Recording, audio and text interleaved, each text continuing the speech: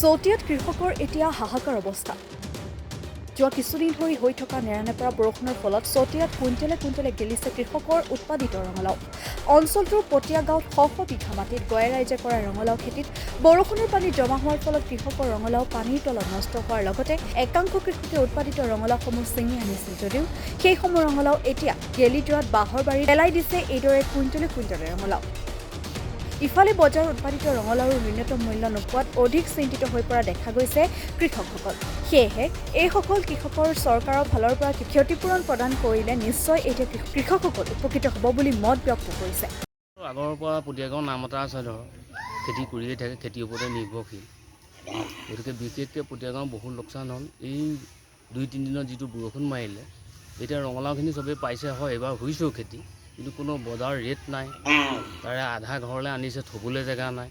গতিকে মোৰ ঘৰতে পাঞ্জাৱতী হয়তো 5-6 গাড়ীমান গাড়ীয়ে হ'লহেঁতেন, কিন্তু এগাড়ীহে দিলোঁ। বাকীখিনি গেলিছে, বাঁহৰ তলত পেলাই থৈছোঁ। বিভিন্ন ধৰণৰ সমস্যা। গতিকে উপায় নাই, গতিকে যে চৰকাৰে কিবা ইয়াৰ সুব্যৱস্থা। আপোনালোকৰ ৰঙালাওৰ লগত আৰু কি কি খেতি কৰে? জিকা, বডি, আলু খেতি। এইবাৰ মানে বজাৰৰ কোনো হেৰি নাই, কোনো বজাৰ এইবাৰ ৰেট নাই। তোমালোকক ধন্যবাদ জনাইছোঁ। আচলতে পটীয়া গাঁৱত যিটো অৱস্থা হৈছে এইবাৰ, আচলতে সঁচাকৈ দুখ লগা। কাৰণ যোৱা বছৰ 8 টকা বা 10 টকা কেজি আছিলে ৰঙালাও, এইবাৰ 4 টকা কেজি। আৰু সেই বস্তুটোৱে গাঁওখনৰ কৃষকসকলক আচলতে বহুত দুৰ্বল কৰি তুলিছে। কাৰণ আধা দাম, যোৱা বছৰতকৈ আধা দাম, আৰু তথাপিও আকৌ দামটো নথকাৰ কাৰণে বেপাৰী আহিবও খোজা নাই। সেইটো এটা বহুত অসুবিধাত পৰিছোঁ। আৰু সেইকাৰণে আপোনালোকে দেখিছে নিশ্চয় ৰঙালাওৰ কিটো অৱস্থা হৈছে। আৰু সেইটো কাৰণত আমাৰ কৃষকসকল বহুত দুখিত এইবাৰ। আপোনালোকৰ বহুত ধৰণৰ ৰঙালাও গেলি গৈছে ন? ৰঙালাও গেলিছে কিয়, বতৰটো হেৰি হোৱাৰ কাৰণে, বেয়া হোৱাৰ কাৰণে। যিটো ৰঙালাও আগৰ আমি 2 মাহলৈ বা এমাহলৈ থ'ব পাৰিম, আৰু সেই ৰঙালাওটো এইবাৰ খুব কম দিনতে গেলি গৈছে। কাৰণ বৰষুণটো পৰি যোৱাৰ লগে লগে সেই ৰঙালাওটো পটককৈ বেয়া হৈছে। কি খেতি কৰে আপোনালোকে ইয়াত? আমাৰ ইয়াতো সকলোৱে জানে, তিতা কেৰেলাৰ পৰা আদি কৰি জিকা, বডি, এইবাৰ নতুনকৈ তৰমুজ খেতি আমি কৰিছোঁ পটীয়া গাঁৱৰ যুৱকসকলে। আৰু প্ৰতিটো খেতিয়ে আচলতে 12 মাহে।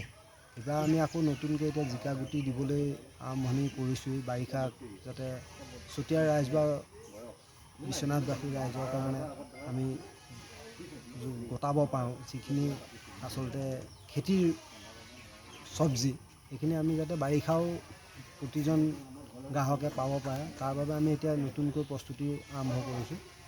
আৰু আগন্তুক দিনতো আমি কৰি যাম। আচলতে প্ৰতিকূল বতৰৰ ওপৰততো আমি একো ক'ব নোৱাৰোঁ, কিন্তু বজাৰখন নিয়ন্ত্ৰণ কৰাৰ ক্ষেত্ৰত যাতে অসম চৰকাৰ বা প্ৰশাসনে এই বস্তুটো অকণমান গুৰুত্ব সহকাৰে লয়, আমি সেইটো পটীয়া গাঁৱৰ এজন কৃষক হিচাপে মই সেইটো কিন্তু আহ্বান জনাওঁ।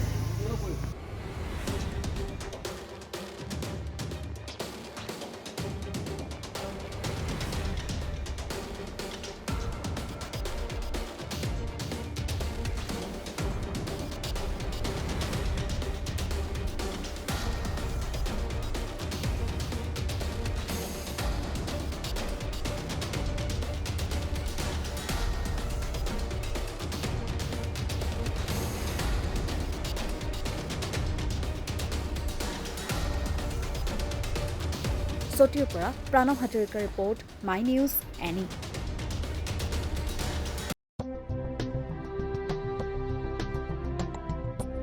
গৰু, গাহৰি, হাঁহ, ছাগলী, কুকুৰা আদিৰ বাবে জনপ্ৰিয় দানাৰ নামটোৱেই হ'ল বিয়ম। বিয়ম এই অসমৰ উদ্যোগ। গতিকে বিতৰকসকলে অতি শীঘ্ৰেই বিয়ম উদ্যোগৰ লগত যোগাযোগ কৰক।